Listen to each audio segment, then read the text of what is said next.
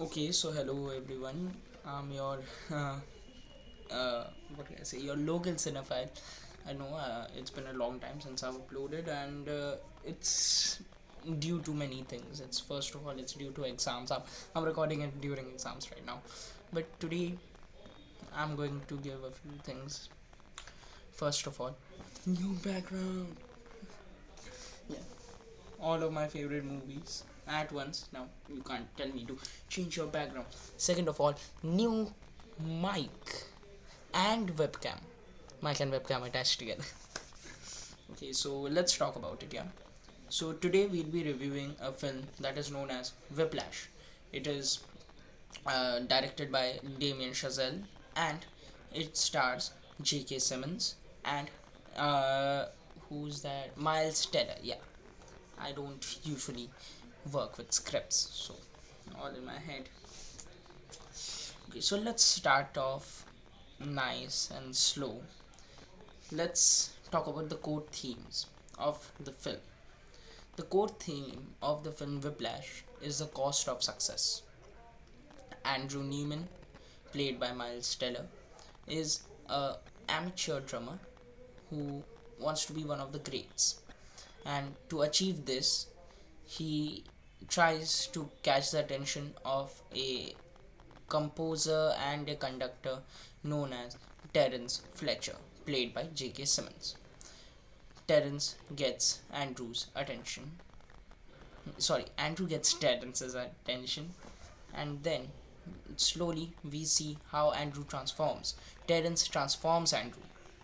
Now, that is the cost of success because in the film we slowly start to see that how Andrew starts losing the characters that made him him.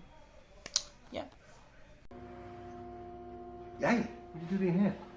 Is that from drumming? Yeah, nothing. Oh, say, how's it going with the studio band? Good. Yeah, I think he likes me more now. And his opinion means a lot to you, doesn't it? Yeah. Want to grab the shakers? Jimbo, overcooked. Barely chew this. He just laughed. So how's the drumming going, Andy? Yeah, it's going really well. I'm the new core drummer. So Tom Brady. Did you hear it yet? No, what happened? Drive got named this year's MVP. That's fantastic, Travis. And Dustin is heading up Model UN, soon to be Rhodes Scholar, and who knows what all else. And Jim, Teacher of the Year. Well, hey, I listen, mean, man. come on, the talent at this table, that is stunning. And Andy, with your drumming. It's going okay, Andy?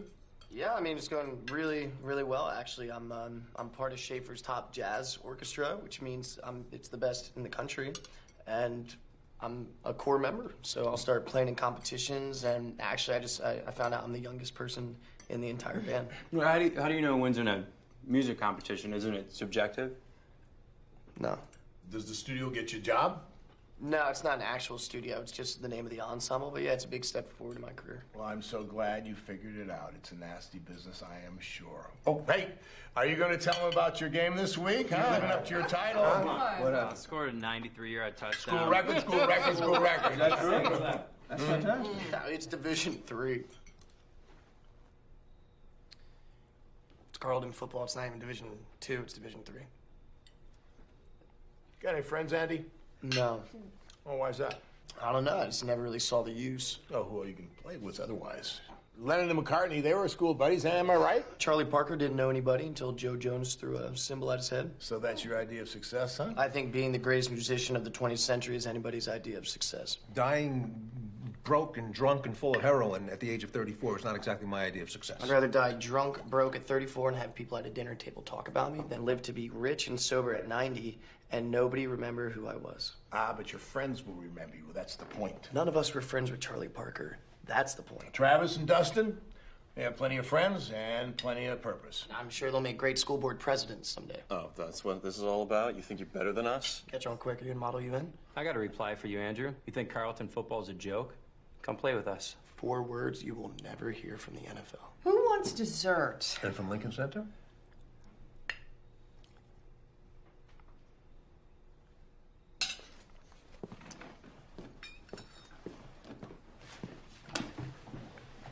he he dumps his girlfriend.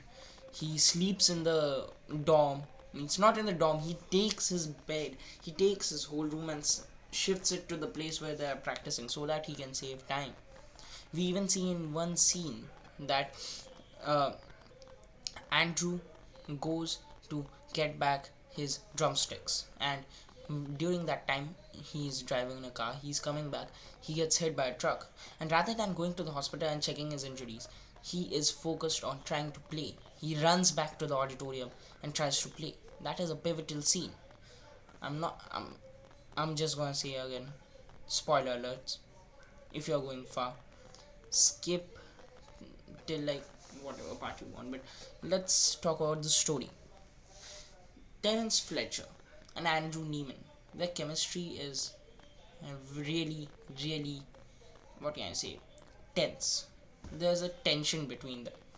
Neiman wants to be the greatest, while Fletcher wants Neiman to work more hard. Terence Fletcher's, what can I say, his idea of being perfect is to push yourself past what you can do right now. If you are here, you have to push yourself past to here. And that is what Fletcher tries to do. He abuses his students, he beats his students, even his body language towards his students. That is what he is showing. His message is keep going, keep practicing, try to push yourself past your limits. While Andrew, he is trying his best to get into Fletcher's good books. He is trying his best to become the greatest. Andrew, I'll probably put a scene here, but Well, I don't think that we should be together. And I've thought about it a lot, and this is what's gonna happen. Okay, I'm gonna keep pursuing what I'm pursuing. And because I'm doing that, it's gonna take up more and more of my time, and I'm not gonna be able to spend as much time with you. And even when I do spend time with you, I'm gonna be thinking about drumming. And I'm gonna be thinking about jazz music and my charts and all that. And because of that, you're gonna start to resent me. And you're gonna tell me to ease up on the drumming, spend more time with you because you're not feeling important. And I'm not gonna be able to do that. And really, I'm just gonna start to resent you for even asking me to stop drumming. And we're just gonna start to hate each other. And it's gonna be ugly. And so for those reasons, I'd rather just, break it off clean.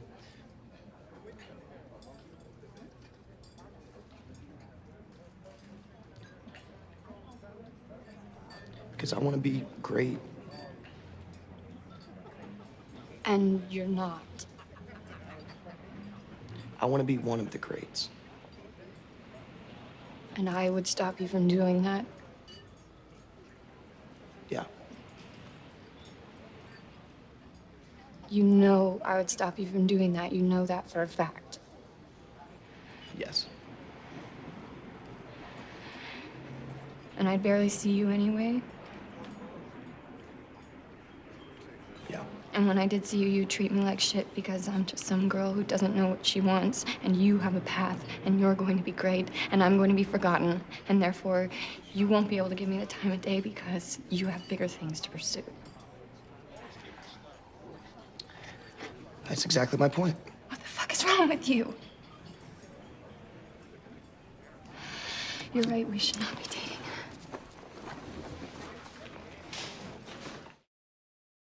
let's talk about that.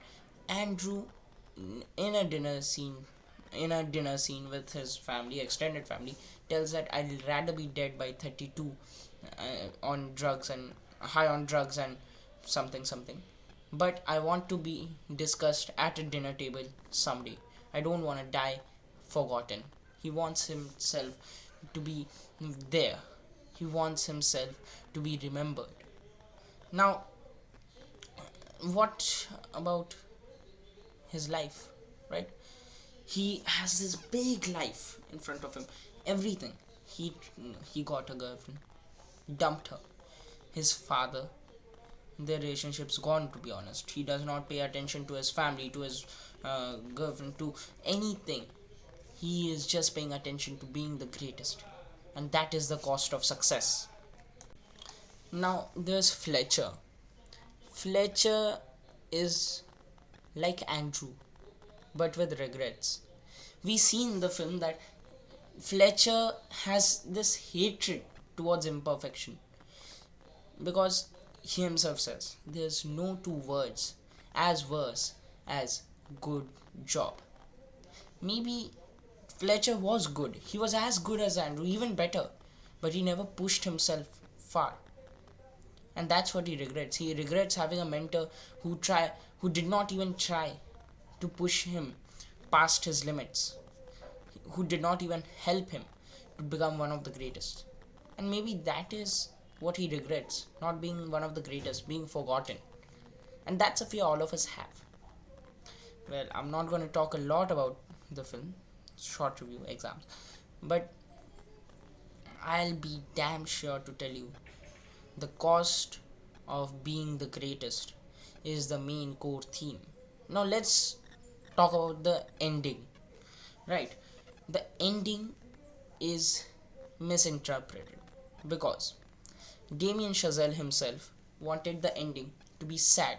He said, I wanted the ending to be on a more somber note rather than on a tremendous note. Rather than fetishizing success, rather than fetishizing greatness, he was downplaying it.